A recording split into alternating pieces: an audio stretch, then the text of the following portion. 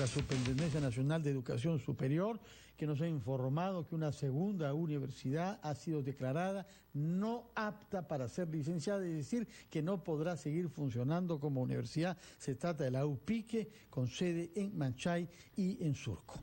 Ahora queremos preguntarle qué se viene por delante con algunas universidades públicas importantes, como la Cantuta y la Villarreal, y otras privadas con una enorme cantidad de estudiantes, como Alas Peruanas y César Vallejo. ¿Qué se les está reclamando y qué les falta todavía producir como pruebas para poder ser licenciadas? Mire, SUNEDU viene trabajando muy intensamente, tratando que las universidades demuestren que cumplen con condiciones básicas de calidad, ¿no? Sean grandes, chiquitas, públicas o privadas, ¿no?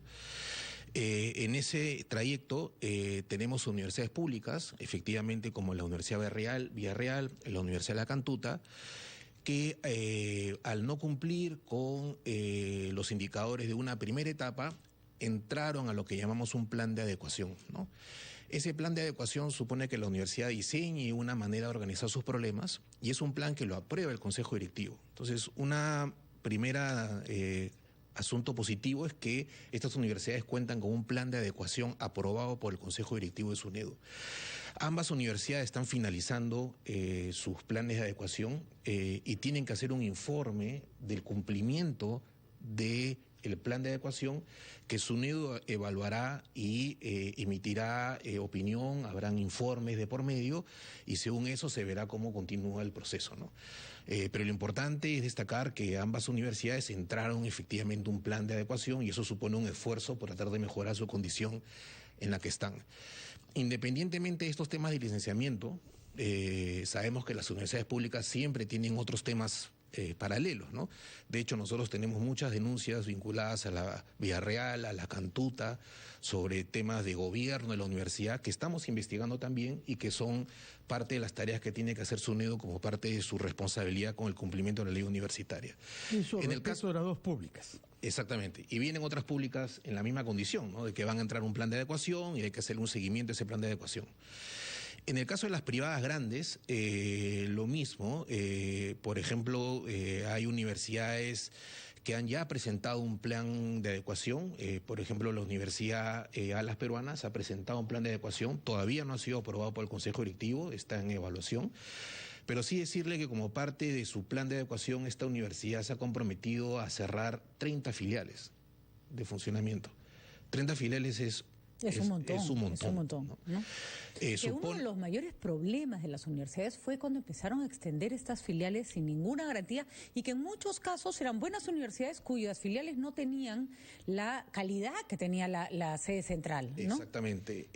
Y lo que terminaba produciendo eso en realidad era permitir que se genere una desigualdad de oportunidades, ¿no? Porque los estudiantes de una misma universidad, aquellos que iban a la sede tenían una mejor oferta y los que iban a la filial tenían una oferta muy mala. Claro. Cuando eso debería funcionar, no sé, como una franquicia, digamos, ¿no? Con las mismas condiciones. Entonces, ¿no? Como SUNEDU les exige a las universidades que tengan un criterio más o menos común de oferta de básica de calidad, las universidades, como la que he mencionado, que quieren continuar con su proceso de licenciamiento, tienen que tomar una decisión, que es, en este caso, cerrar esas filiales, porque no puede garantizar condiciones básicas de calidad. Pero SUNEDU al mismo tiempo le exige a la universidad que se haga responsable de esos estudiantes. Como este caso que le mencionó, hay muchos casos similares, no solamente de cierre de filiales, sino también cierre de programas. Por ejemplo, la Universidad César Vallejo, que ya ha pasado su visita presencial y estamos haciendo una evaluación integral de todo el expediente, tuvo que cerrar 45 programas, ¿no? Para poder continuar, ¿no? Entonces, digamos... ¿En cuántas sedes? Porque son universidades que están presentes en varias localidades de nuestro país, ¿no? Sí, bueno, hay universidades que tienen 15 locales, hay otras que tienen 2, que tienen 4, o sea, hay una heterogeneidad muy grande en cuanto a la oferta universitaria, ¿no? Pero me imagino que si se cierra una oferta académica como una especialidad, se cierran todos los locales, cierras la filial, ¿no? Y cierras la filial enterita, ¿no? Cierras todos los programas que están ahí, ¿no? Y ahí eso tiene sentido, porque hay universidades en que se conoce que son muy buenas en determinadas carreras que ofrecen y otras que son un desastre. Entonces, la idea, me imagino, en estos casos es solo permitirles tener una oferta de calidad en aquello que son buenos y cerrar lo otro que me imagino que solo será negocio, ¿no? Exactamente, y como se ha señalado, gran parte del problema de la pérdida de calidad del sistema universitario peruano tuvo que ver con este crecimiento totalmente desregulado de filiales, ¿no? En algunos casos incluso filiales que funcionaban sin autorización también, ¿no? SUNEDU previamente ya ha venido cerrando filiales que no tenían autorización de funcionamiento, son aproximadamente unos 80 que fueron cerradas porque ni siquiera tenían la autorización para funcionar, ¿no? Ahí no hicimos ninguna evaluación, ¿no? Y lo mismo con otras universidades que también operaban sin tener la autorización de funcionamiento, que también las hemos cerrado, ¿no? ¿Qué noticias tenemos sobre universidades de provincias? Puesto que hasta el momento las dos que no han sido licenciadas son básicamente de Lima, ¿no? Son ambas limeñas. Sí. ¿Qué datos tiene usted sobre muchas universidades, algunas de las cuales han sido creadas recientemente por presión de los congresistas, sin que haya una fundamentación objetiva de la necesidad de esas universidades? Mire, la mayor parte de universidades que hemos licenciado hasta el momento están en provincias.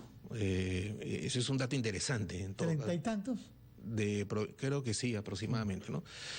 Esto básicamente universidades públicas, ¿no? Que están haciendo un esfuerzo importante en esas zonas del país. Tenemos casos también de universidades privadas pequeñas con ley de creación que han sido recientemente creadas. Algunas son proyectos interesantes, ¿no? Todavía no llegan a constituirse como efectivamente una gran universidad. Y SUNEDU tiene un modelo que se adapta a esas circunstancias, ¿no? Las universidades que no tienen estudiantes, por ejemplo, todavía, ¿no? Esas universidades son proyectos interesantes. Acabamos de licenciar una de esas universidades en Tarma, ¿no? Son universidades que tienen un compromiso público importante en materia de presupuesto. Y de lo que se trata ahora es hacer un seguimiento para que efectivamente aquellas condiciones con las cuales iniciaron su licenciamiento se mantengan y que no ocurra, digamos, que esto funcione bien un año y luego al segundo año se caiga todo y volvemos a la situación anterior, ¿no? Ahora, durante el modelo anterior existía este organismo llamado la CONAFU, me parece, que era la que le daba a las universidades un tiempo de funcionamiento, me parece que era 5 años, en la que no tenían licencia y luego de esos 5 años las evaluaban y les daban la licencia o no.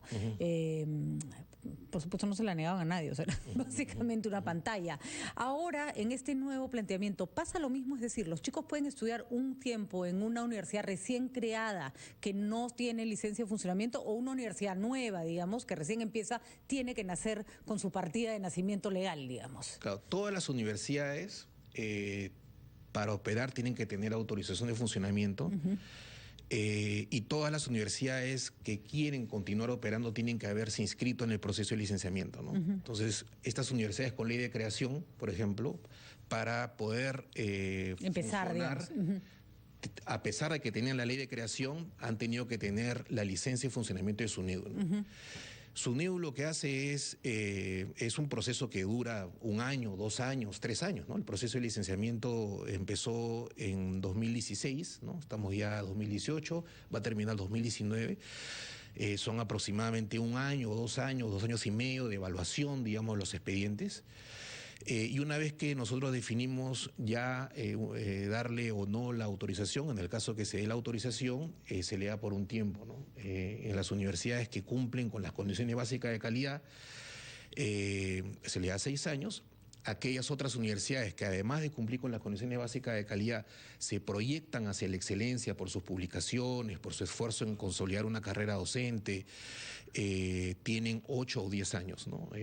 Nosotros tenemos ahorita ya 5 universidades licenciadas con 10 años, que son universidades destacadas, a las cuales hay que seguirlas incentivando hacia la mejora y plantearles un desafío mayor, ¿no? Claro, que ya dejen de jugar en una liga nacional y se proyecten a ingresar a los grandes rankings internacionales. Ahora que nos ha llevado a estas sublimidades de las grandes universidades, quisiera traerlo a la parte más cruda. Y hemos hablado sobre los estados financieros y raros de algunas universidades. Y se ha hablado de universidades que financian a algunos políticos para que luego naturalmente salgan favorecidas cuando tengan poder.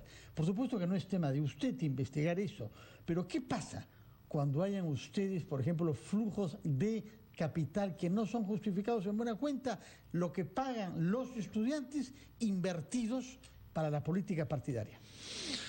Nosotros tenemos un reglamento de infracciones y sanciones que tiene un tipo infractor que es hacer un uso indebido de los recursos educativos. Si nosotros llegamos a identificar que efectivamente hay lo que usted señala, un desvío de dinero de la actividad educativa hacia otras actividades sin que eso regrese a la educación, eso entra en un tipo infractor. Nosotros lo que yo les puedo decir es que estamos investigando efectivamente esos temas. Y si descubren que un rector gana, por ejemplo, 1 millón de soles al mes, ¿pueden hacer algo o eso es libertad de empresa que se aplica ahí? A ver, No estoy pensando en nadie en particular, usted está seguro, ¿no? Porque por supuesto no es absolutamente común. Es una hipótesis totalmente... A mí lo que me preocuparía de un caso como ese es que por esa razón se afecte, digamos, la calidad de la educación a la cual acceden los estudiantes, ¿no? O que se ponga la situación en un riesgo financiero, ¿no? Eso sí entra en la competencia de SUNEDU. Señor Martín hay otras Benavides, instituciones que podrían hacerse responsables de... Muchas gracias por su presencia acá y por la lucha tenaz que usted viene llevando a cabo porque nuestras universidades supere su lamentable ranking de universidades, que no haya innovación, que no haya tecnología, que no haya ciencia y que se engañe a los estudiantes con una mala formación que no los capacita para insertarse en el mercado laboral. Muchas gracias, señor Martín Benavides. Buenos días. 8:59, titulares de la hora.